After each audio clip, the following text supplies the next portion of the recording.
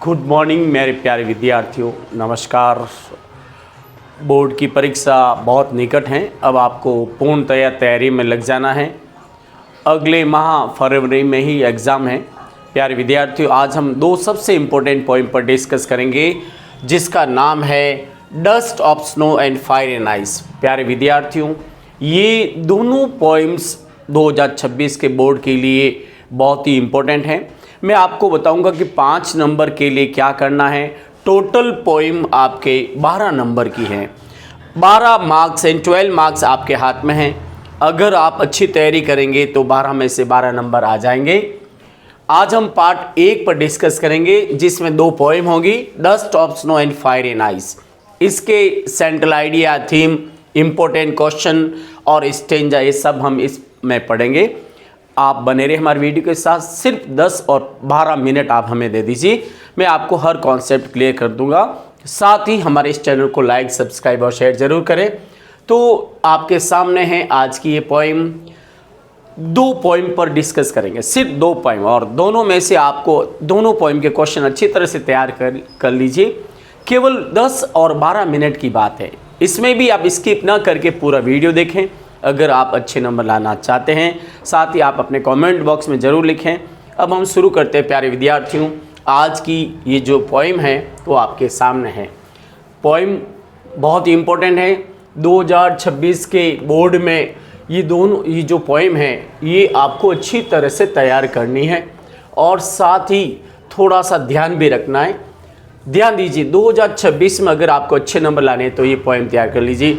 Example के तौर पर ये 2025 में ऐसी पोइम आई थी 2025 के पेपर में। तो इस तरह से नया पैटर्न थोड़ा चेंज हो गया है। अब मैं थोड़ा सा आपको बता दूं पैटर्न कैसे चेंज हुआ है। और डस्ट ऑफ स्नो सबसे पहले हमारी पोइम है डस्ट ऑफ स्नो। इसमें ऐसा प्रश्न आया था, द वे ए क्रो सुक down on me the dust of snow from hemlock tree. अब इसमें से आपका पहला प्रश्न प्यारे विद्यार्थी इस तरह से आएगा, which bird is mention in the poem. इस कविता में कौन से पक्षी का वर्णन किया गया है। तो इस कविता में कौन से पक्षी का वर्णन किया गया है वो अच्छी तरह से देखें। इसमें क्रो का वर्णन किया गया है। तो आपका आंसर क्या होगा, डी। ठीक है ना, इस तरह से। दूसरा प्रश्न 1 नंबर का प्रश्न है प्यारे विद्यार्थियों। इस तरह से आपको 2-2 नंबर के 2 प्रश्न और आएंगे।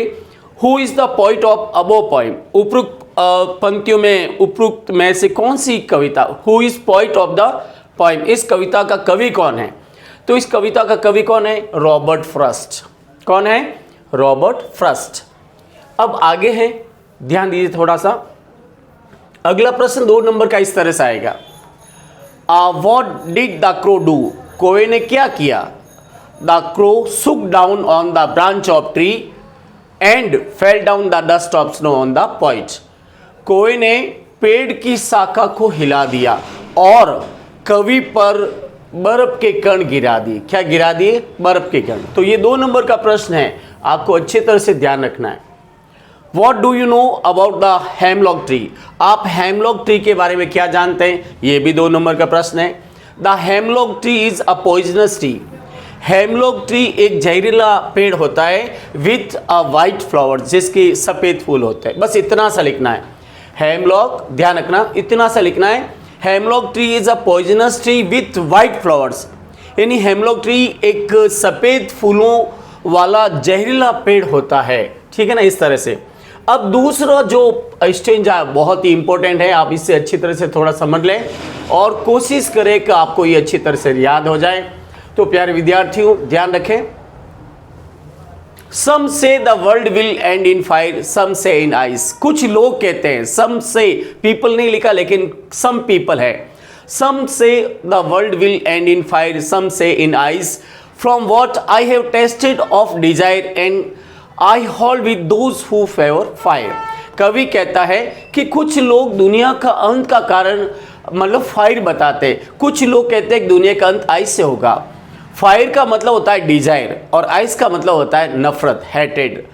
From what I have tasted of Dzire I hold with those who favour fire. कवि कहता है कि मैंने तृष्णा का जीवन में अनुभव किया है, लेकिन मैं उन लोगों का भी पक्ष लेता हूँ जो इसका कारण फायर बताते हैं।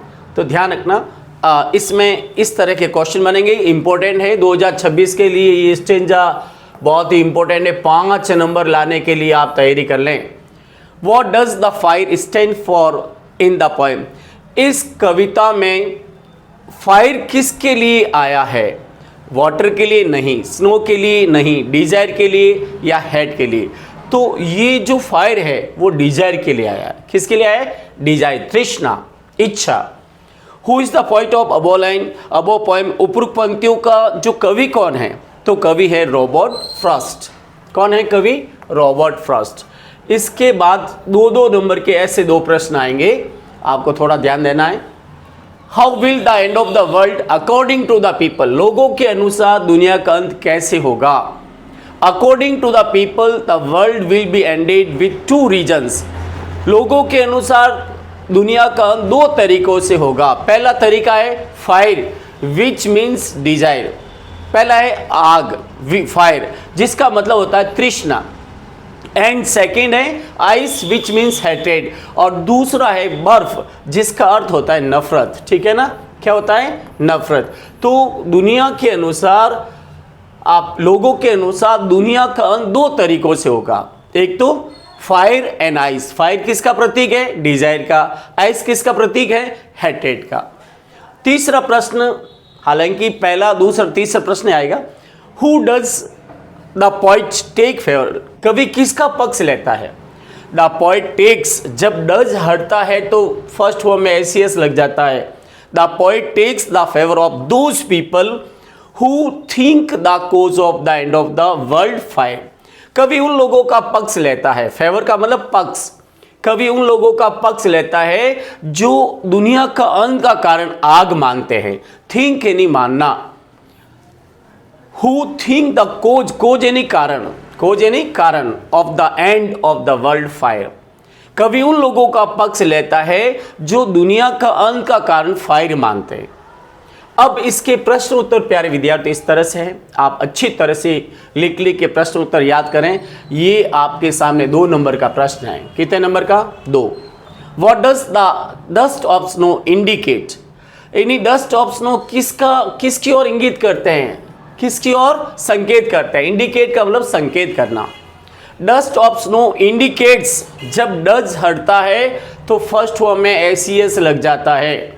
The dust of snow indicates hopeful aspect of our life, यानी बर्फ के कण हमारे जीवन के आशापूर्ण पहलू की ओर इंगित करता है। होपफुल एस्पेक्ट का मतलब आशापूर्ण, अपेक्षा, पहलू की ओर इंगित करता है। एस्पेक्ट यानी पहलू, किस पहलू की ओर? आशावादी पहलू की ओर। Dust of snow indicates hopeful aspect of our life, यानी बर्फ के कण हमारे जीवन के आशावादी पहलू की ओर इंगित करता है।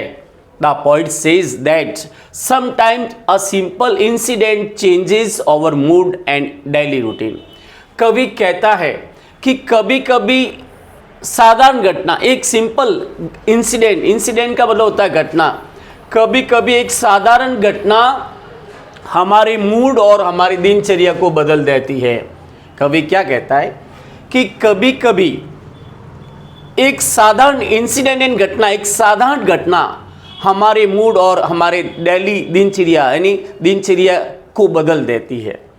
तो ध्यान रखें, डस्ट ऑफ स्नो इंपॉर्टेंट प्रश्न है, बहुत ही इंपॉर्टेंट। आप एक बार इसे याद कर लीजिए, फिर कहना कि सर आपने सही कहा। Dust of snow indicates hopeful aspect of our life, dust of snow हमारे जीवन के आशावादी पहलुओं की ओर इंगित करता है।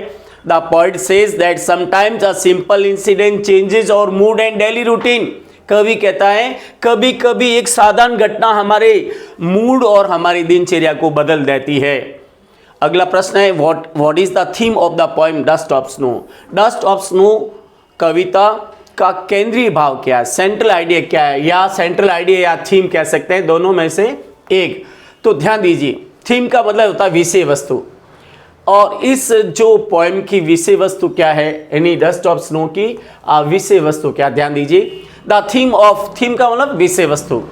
What is the theme of the poem dust of snow, dust of snow कविता की विषय वस्तु क्या है? The theme of the poem dust of snow is that sometimes a simple incident changes our mood and life. कभी कभी एक साधारण घटना हमारे मूड और जीवन को बदल देती है। Such as falling the dust of snow on the poet is a simple incident, but this incident changes his mood. जैसे सच एज, जैसे बर्फ के कण कवि पर गिरना एक साधारण बात होती है, लेकिन बट का मतलब लेकिन, दिस इंसिडेंट, लेकिन ये घटना कवि के मूड को बदल देती है। It saves his half part of the day which he was wasting, और ये घटना उसके आधे दिन को बचा लेती है जो वो बर्बाद करने जा रहा था, खराब करने जा रहा था, व्यतीत करने जा रहा था। तो बहुत इंपॉर्टेंट प्रश्न है, थीम याद करना। एक पोएम की 3 नंबर का प्रश्न है, ये 2 नंबर का नहीं है, 3 नंबर का है।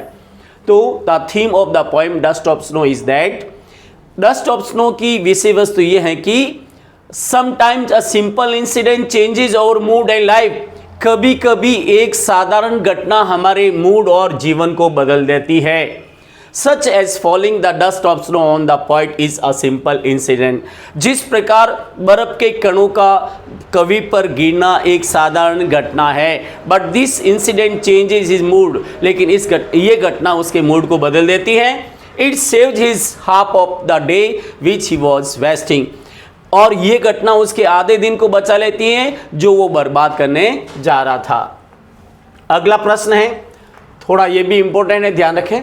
How will the world end according to the poet, कवि के अनुसार इस दुनिया का अंत कैसे होगा? पहले तो पीपल के अनुसार आया था, अब कवि के अनुसार। How will the world end according to the poet, कवि के अनुसार दुनिया का अंत कैसे होगा?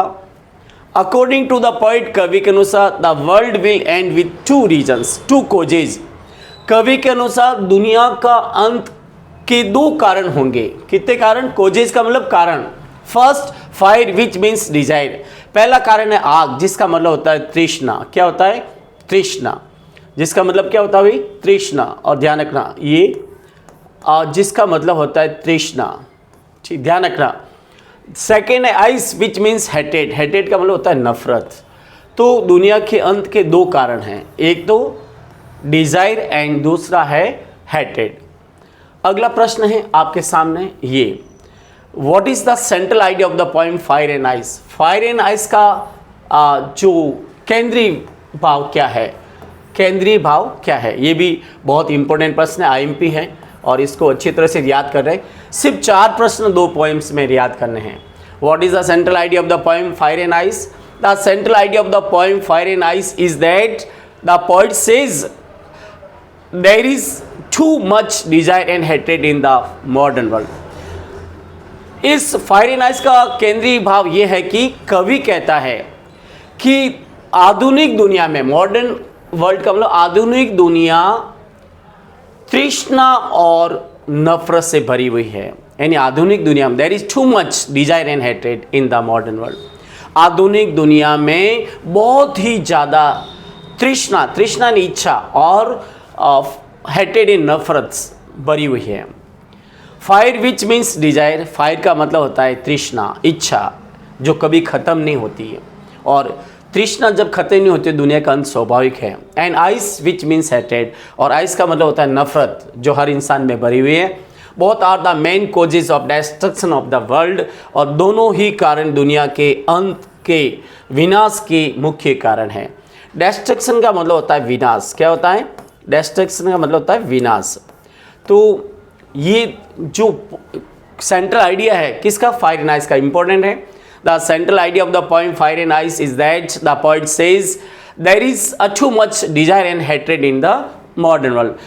और फायर एंड आइस का केंद्रीय भाव यह है कि कवि कहता है कि आधुनिक दुनिया में, मॉडर्न वर्ल्ड का मतलब आधुनिक दुनिया में बहुत ही ज़्यादा तृष्णा और नफरत है। For a fire which means desire, आग का मतलब है तृष्णा एंड आइस का मतलब है नफरत। बोथ आर द मेन कोज, दोनों ही इस दुनिया के विनाश के मुख्य कारण है। यानी डिस्ट्रक्शन का मतलब स्पेलिंग याद करना, DESTRUCTION, डिस्ट्रक्शन, विनाश।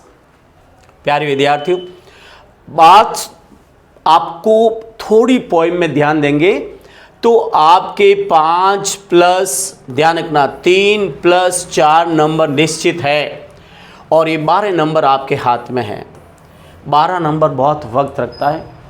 आज हमने पार्ट 1 पढ़ा, कल मैं पार्ट 2 पढ़ाऊँगा और पार्ट 2 में है the tiger in the zoo and how to tell wild animals, जंगली जानवरों को कैसे पहचानें। प्यारे विद्यार्थियों, आज के प्रश्न कैसे लगे, आपको स्टेंजा कितना समझ में आया। नया पैटर्न MCQ क्वेश्चन आ रहा है 1 नंबर का, फिर 2-2 नंबर के 2 5 नंबर की पोइम है, सेंट्रल आइडिया या थीम 3 नंबर की है और 2-2 नंबर के पोइट्री से 2 क्वेश्चन आएंगे और ये 12 नंबर आपके लिए बहुत विशेष है। एक बार इन 12 नंबर पर आप तैयारी कर लीजिए और हमारे इस वीडियो को लाइक ज़रूर करें, अपने दोस्तों को शेयर करें, कोशिश करें इस बार आपके अच्छे नंबर आए और पढ़ना आपको ज़रूरी। Thank you very much, take care, goodbye, we will see you in our next video, take care. आज पार्ट 1 पढ़ा है, कल हम पार्ट 2 पढ़ेंगे। हमेशा हमारी वीडियो के साथ बने रहें, साथ ही सब्सक्राइब जरूर करें।